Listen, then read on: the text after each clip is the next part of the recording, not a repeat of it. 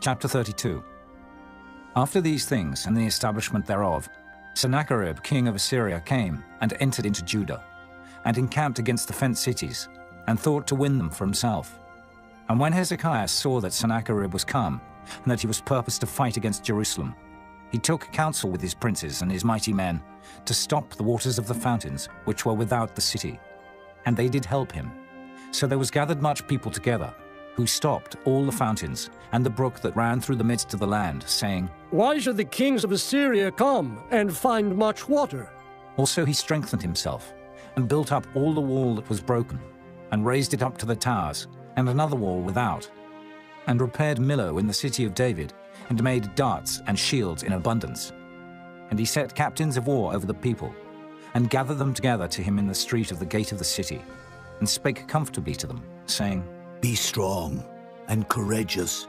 Be not afraid nor dismayed for the king of Assyria, nor for all the multitude that is with him.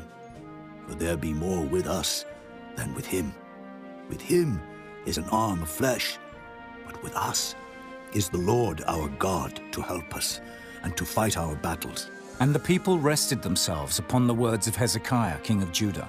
After this did Sennacherib king of Assyria send his servants to Jerusalem. But he himself laid siege against Lachish, and all his power with him, unto Hezekiah king of Judah, and unto all Judah that were at Jerusalem, saying, Thus saith Sennacherib king of Assyria, Whereon do ye trust that ye abide in the siege in Jerusalem? Doth not Hezekiah persuade you to give over yourselves to die by famine and by thirst, saying, The Lord our God shall deliver us out of the hand of the king of Assyria? Hath not the same Hezekiah taken away his high places and his altars, and commanded Judah and Jerusalem, saying, Ye shall worship before one altar, and burn incense upon it? Know ye not what I and my fathers have done unto all the people of other lands? Were the gods of the nations of those lands any ways able to deliver their lands out of mine hand? Who was there among all the gods of those nations that my fathers utterly destroyed, that could deliver his people out of mine hand, that your God should be able to deliver you out of mine hand? Now therefore let not Hezekiah deceive you, nor persuade you on this manner, neither yet believe him. For no God of any nation or kingdom was able to deliver his people out of mine hand, and out of the hand of my fathers. How much less shall your God deliver you out of mine hand? And his servant spake yet more against the Lord God, and against his servant Hezekiah. He wrote also letters to rail on the Lord God of Israel, and to speak against him, saying, As the gods of the nations of other lands have not delivered their people out of mine hand, so shall not the God of Hezekiah deliver his people out of mine hand. Then they cried with a loud voice in the Jews' speech unto the people of Jerusalem that were on the wall, to affright them and to trouble them, that they might take the city. And they spake against the God of Jerusalem, as against the gods of the people of the earth, which were the work of the hands of man. And for this cause Hezekiah the king and the prophet Isaiah the son of Amoz prayed and cried to heaven. And the Lord sent an angel, which cut off all the mighty men of valor and the leaders and captains in the camp of the king of Assyria. So he returned with shame of face to his own land. And when he was come into the house of his God, they that came forth of his own bowels slew him there with the sword. Thus the Lord saved Hezekiah and the inhabitants of Jerusalem from the hand of Sennacherib the king of Assyria, and from the hand of all other, and guided them on every side.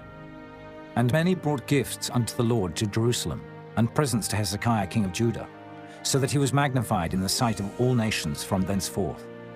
In those days Hezekiah was sick to the death, and prayed unto the Lord. And he spake unto him, and he gave him a sign. But Hezekiah rendered not again according to the benefit done unto him, for his heart was lifted up. Therefore there was wrath upon him, and upon Judah and Jerusalem. Notwithstanding, Hezekiah humbled himself for the pride of his heart, both he and the inhabitants of Jerusalem, so that the wrath of the Lord came not upon them in the days of Hezekiah. And Hezekiah had exceeding much riches and honor. And he made himself treasuries for silver and for gold, and for precious stones, and for spices, and for shields, and for all manner of pleasant jewels. Storehouses also for the increase of corn and wine and oil, and stalls for all manner of beasts, and coats for flocks. Moreover, he provided him cities, and possessions of flocks and herds in abundance, for God had given him substance very much. This same Hezekiah also stopped the upper watercourse of Gihon, and brought it straight down to the west side of the city of David.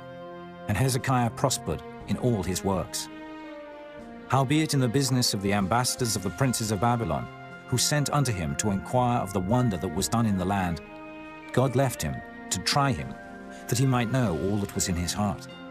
Now the rest of the acts of Hezekiah and his goodness, behold, they are written in the vision of Isaiah the prophet, the son of Amoz, and in the book of the kings of Judah and Israel. And Hezekiah slept with his fathers, and they buried him in the chiefest of the sepulchres of the sons of David. And all Judah and the inhabitants of Jerusalem did him honor at his death. And Manasseh his son reigned in his stead.